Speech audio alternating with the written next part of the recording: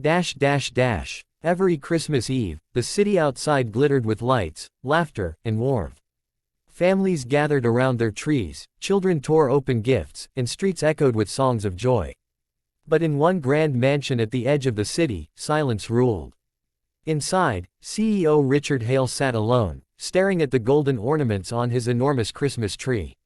The fireplace crackled softly, its glow reflecting on the marble floor, but there was no laughter, no voice, no presence to share it with.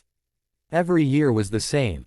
He would pour himself a glass of wine, turn on soft carols, and pretend he didn't care that the world outside was celebrating something he had long forgotten: togetherness.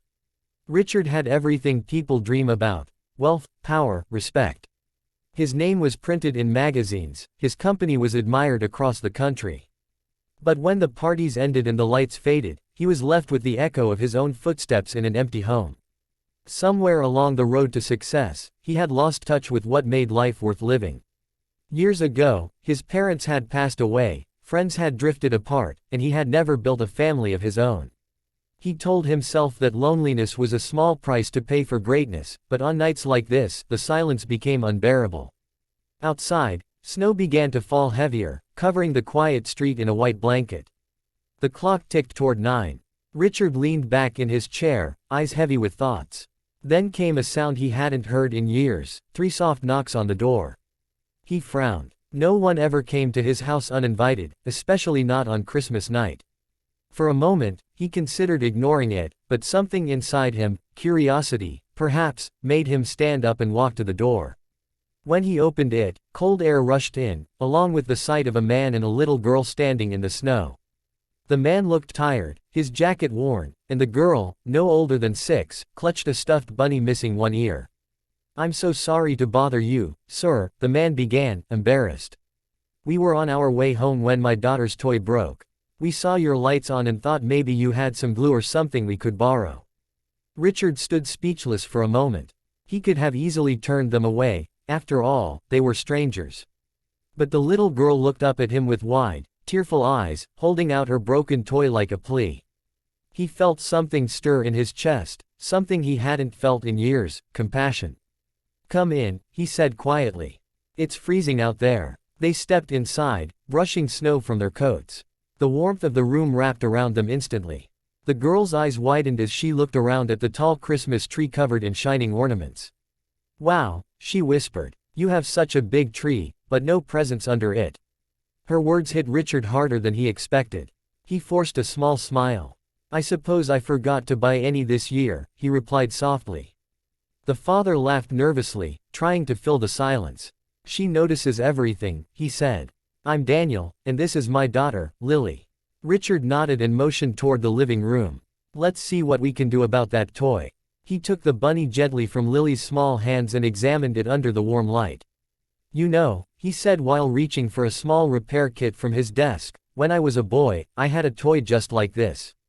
My mother used to fix it every time I tore it apart. I guess I learned patience from her."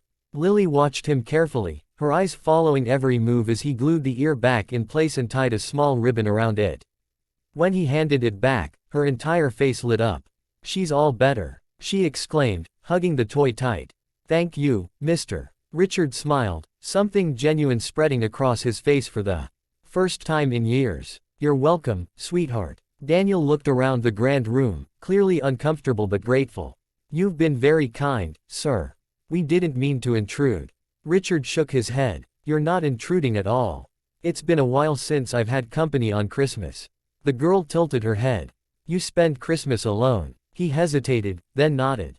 "Yes, every year." Lily's smile faded. "That's sad," she said softly, then brightened again. "But now you're not alone. We're here." Her innocence pierced right through the layers of solitude he'd built around himself. Daniel chuckled. "Looks like you've been adopted for the evening." What began as a brief visit stretched into hours. Richard made hot chocolate for Lily and coffee for Daniel. The three of them sat by the fire as the storm outside grew stronger. Daniel told stories about his job as a mechanic and how tough times had been since his wife passed away. Richard listened quietly, realizing how much courage it took for this man to keep smiling for his daughter. In turn, Richard shared little pieces of his own story: How he built his company from nothing, but somewhere along the way forgot how to build a life. The conversation was simple, but the warmth it brought was something he hadn't felt in years.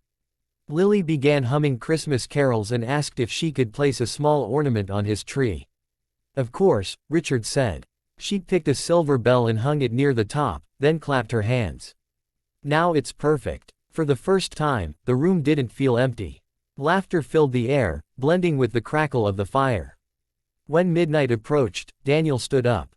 We should go before the roads freeze. Lily pouted but nodded. As they walked to the door, she turned and handed the bunny to Richard. You fixed her, so she's yours now, she said softly. Maybe she can keep you company until next Christmas. Richard knelt, taken aback. But she's your favorite toy. Lily smiled. She told me she wants to stay here. She said you need her more. Richard's throat tightened. He gently accepted the toy, unable to speak. Daniel placed a hand on his shoulder. Thank you for your kindness tonight. It meant more than you know. Richard shook his head. No, thank you. You brought something I forgot existed. As they disappeared into the snowy night, Richard stood in the doorway, watching the small footprints fade into the white. He closed the door, the mansion silent again, but it didn't feel empty anymore. He looked down at the patched-up bunny and smiled. Setting it carefully under the Christmas tree, he whispered, "Merry Christmas, Lily." The firelight flickered softly, dancing on the walls, and for the first time in years, the warmth didn't come from the flames but from within him. He realized that Christmas wasn't about grand gestures or glittering trees, it was about connection, about hearts meeting in unexpected moments.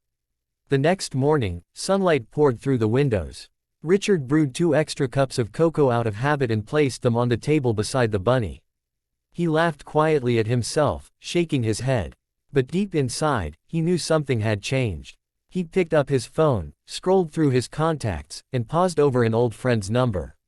Maybe this Christmas didn't have to end just yet. Outside, the snow melted slowly, and children's laughter echoed through the street. Inside the mansion, the once lonely CEO sat by the window, holding a small toy bunny and smiling at the world beyond the glass. Sometimes, he thought, the smallest knock on your door can open the biggest space in your heart. Sometimes, a broken toy can truly mend a broken man.